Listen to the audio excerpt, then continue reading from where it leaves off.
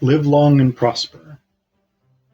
So in this video series, I'm going to be talking through the social justice elements of every episode of the original series of Star Trek.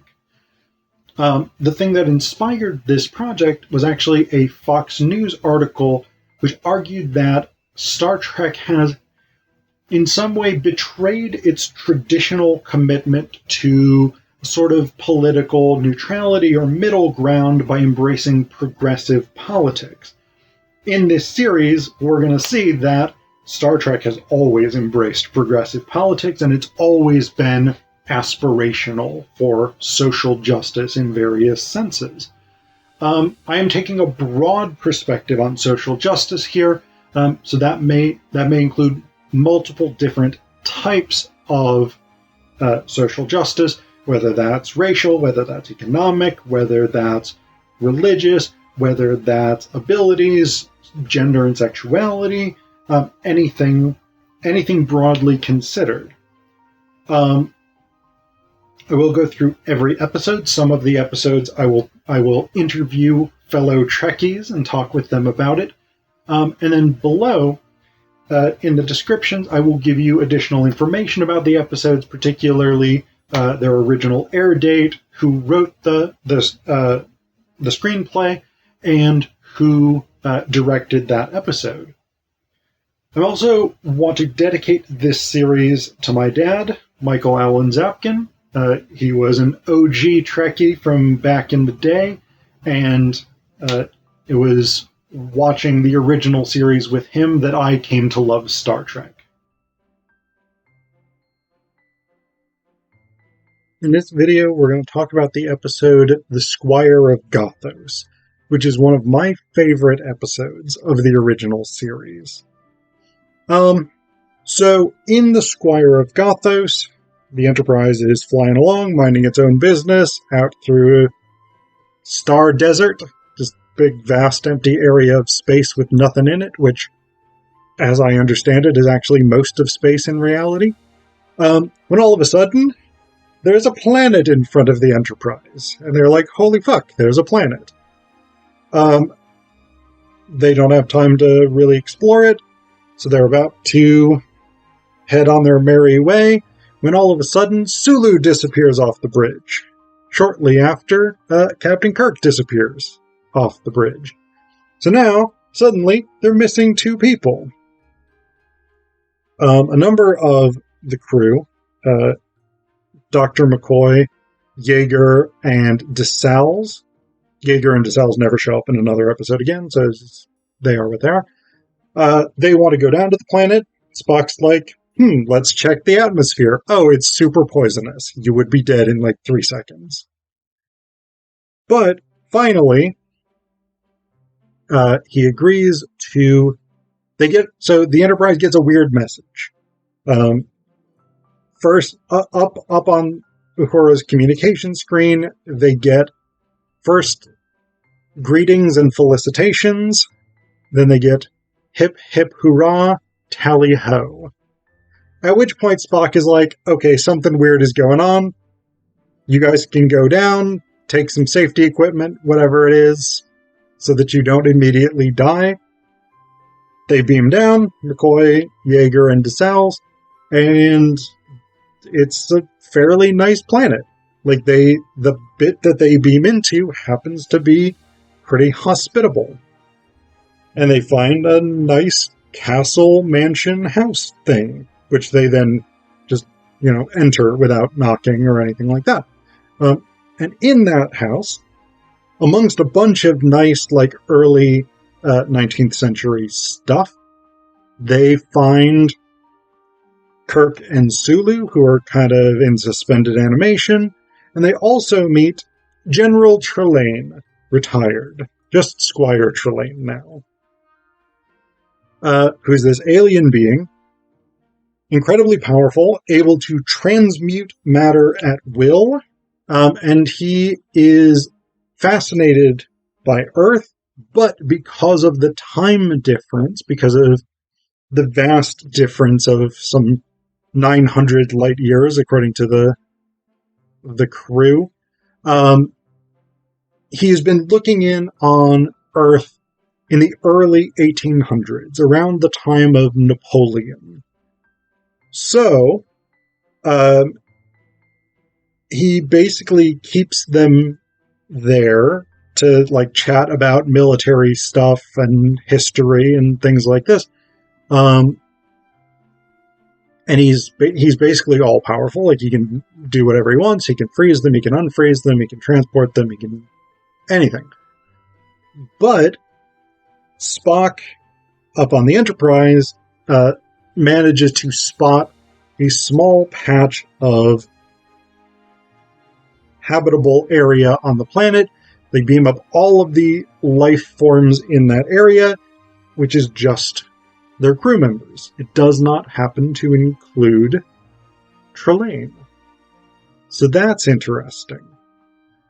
Trelane is not super pleased with this turn of events, so he goes up to the ship personally and transports down, not transports in the sense of using the transporter, but transports in the sense of like, now you're down back on the planet.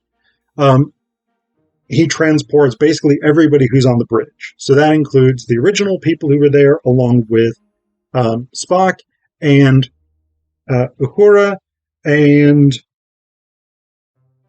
Yeoman somebody else. Again, she's a person who never shows up in another episode. I can't remember what her name is.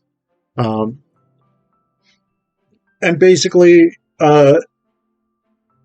there's a bit of a confrontation between Kirk, Spock, and Trelane because he wants them there, they don't want to be there, etc., etc. And finally, Kirk, Spock, and McCoy sort of reason out that there must be some kind of machine helping Trelane create these illusions. Kirk figures it must be in this large mirror that Trelane tries to always be relatively close to, except when he goes up to the ship, which, I mean, he's quite far away from it then, but they sort of ignore that for the purposes of their logical deduction here. And so Kirk maneuvers Trelane into fighting a duel with pistols, at which point Kirk shoots the mirror, the machine blows up.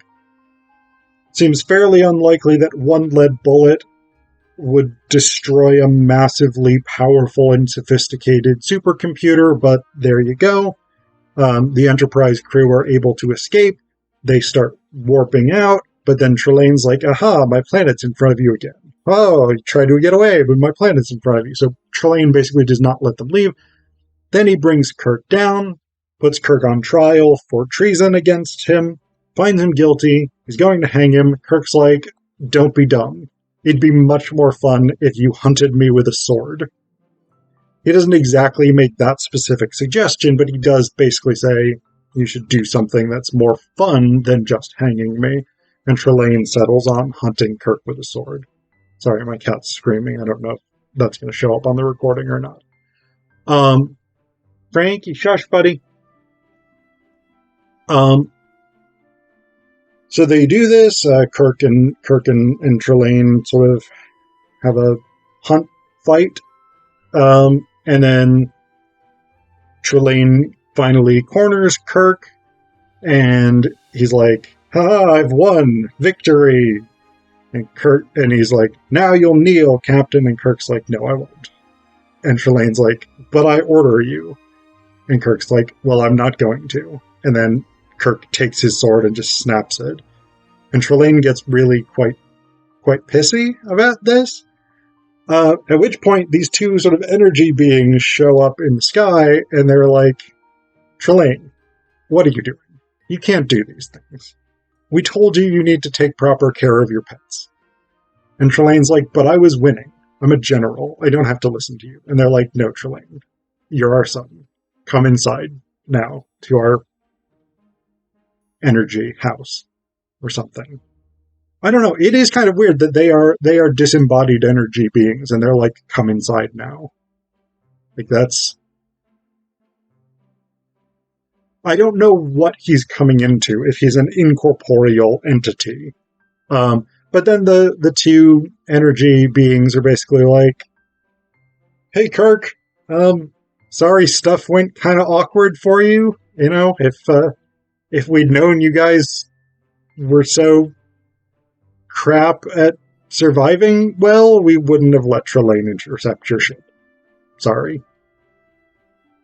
And so, it's a weird episode in that sense. The thing is, like I said, I really do like this episode. I like Trelane a lot. I think he's actually one of my favorite characters in the whole series.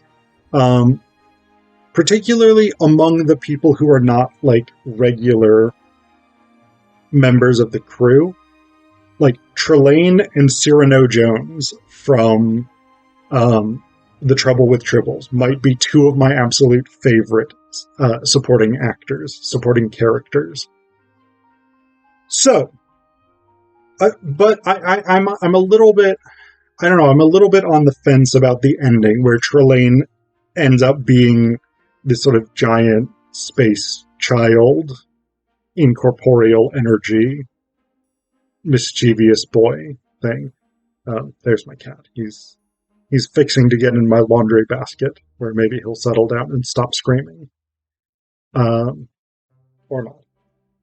But anyway, so I'm on the fence about that. Like, on the one hand, it's an interesting twist with what we think we know about Trelane, because we think that he's this all-powerful, sort of godlike being almost, and we find out he isn't. On the other hand, I don't know. I think it kind of diminishes the character for me. So I don't know how I feel about that. But let's turn to the social justice aspect. The big social justice element of this episode is one that Spock brings up after he, along with Uhura and everybody else, has been brought down to Trelane's drawing room. Spock says, I object to you. I object to intellect without discipline, and I object to power without constructive purpose.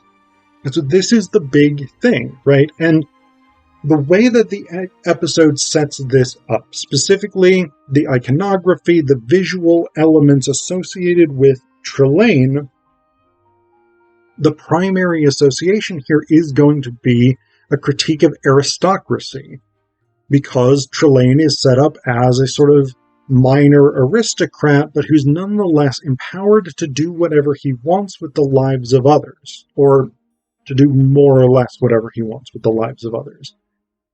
So that's a very important critique, but for the US in the 1960s, a critique of aristocracy is not very relevant or central or important necessarily to the cultural conditions that existed at the time. The US doesn't have an aristocracy, a hereditary aristocracy. We just don't have that kind of formalized class structure. What we do have, and what we had in the 60s as well, is a power structure and a social class system based in capitalism. And so I think this episode is another critique of capitalism. Remember, Star Trek is set in a post-capitalist world. This is a world where money does not exist, where resources are socialized, where people have access to the things that they need to survive, etc., etc. I think the show is very critical of capitalism, and in its critique of the figure of the bumbling, arbitrary, even capricious and cruel aristocrat, we have a critique of capitalism, because capitalism depends on the unfreedom of the vast majority of the population. I mean, there's been a resurgence of in the past couple of years, because of the pandemic and what's being called the Great Resignation here in the US. There's been a resurgence of the old critique that nobody wants to work anymore. Though, interestingly, on social media recently, they've been making the rounds a list of of printed examples of the critique, nobody wants to work anymore, going back at least into the early 1800s. So,